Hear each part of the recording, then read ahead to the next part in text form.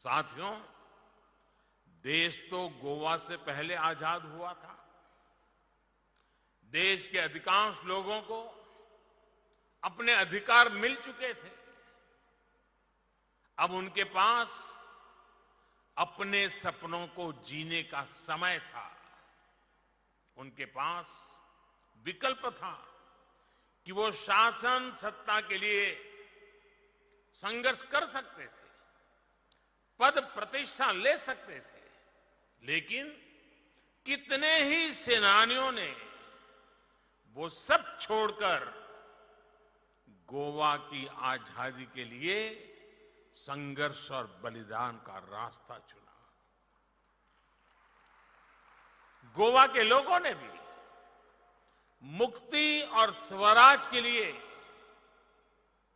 आंदोलन को कभी थमने नहीं दिया। उन्होंने भारत के इतिहास में सबसे लंबे समय तक आजादी की लौ को जलाकर रखा। ऐसा इसलिए क्योंकि भारत सिर्फ एक राजनीतिक सत्ता भर नहीं है। भारत मानवता के हितों की रक्षा करने वाला एक विचार है, एक परिवार है। भारत एक ऐसा भाव है जहां राष्ट्र स्व से ऊपर होता है, सर्वोपरि होता है।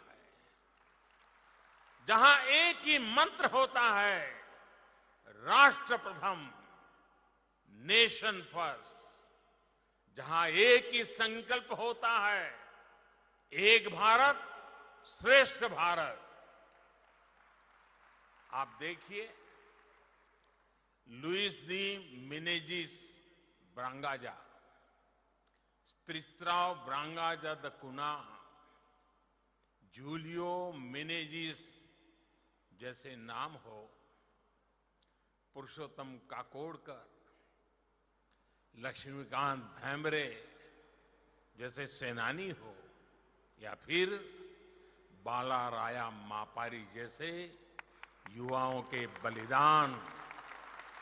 हमारे कितने ही सेनानियों ने आजादी के बाद भी आंदोलन किए, पीड़ाएं झेली, बलिदान दिया, लेकिन इस मूवमेंट को रुकने नहीं दिया। आजादी के ठीक पहले राम मनोहर लोहिया जी से लेकर आजादी के बाद जनसंघ के कितने ही नेताओं तक ये मुक्ति आंदोलन लगातार चला था। याद करिए मोहन रानडे जी को, जिन्हें गोवा की मुक्ति के लिए आंदोलन करने पर जेल भेज दिया था। उन्हें सालों तक जेल में यातना झेलनी पड़ी। गोवा की आजादी के बाद भी उन्हें कई साल तक जेल में ही रहना पड़ा। तब रानडे जी जैसे क्रांतिकारी के लिए अटल जी ने देश की संसद में आवाज उठाई थी।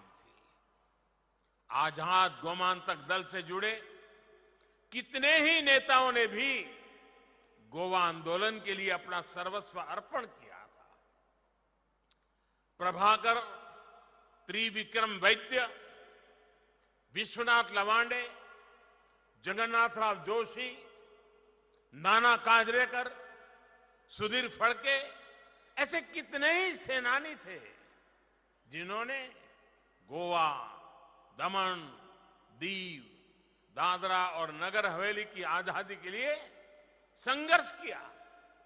इस आंदोलन को दिशा दी, ऊर्जा दी।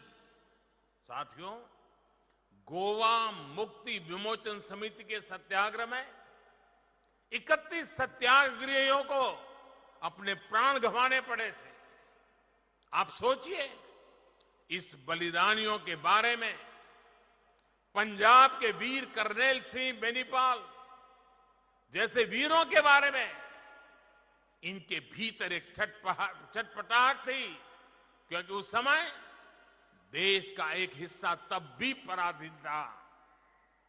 कुछ देशवासियों को तब भी आजादी नहीं मिली थी और आज मैं इस अवसर पर ये भी कहूंगा कि अगर सरदार वल्लभ भाई पटेल कुछ वर्ष और जीवित रहते तो गोवा को अपनी मुक्ति के लिए इतना इंतजार नहीं करना पड़ता।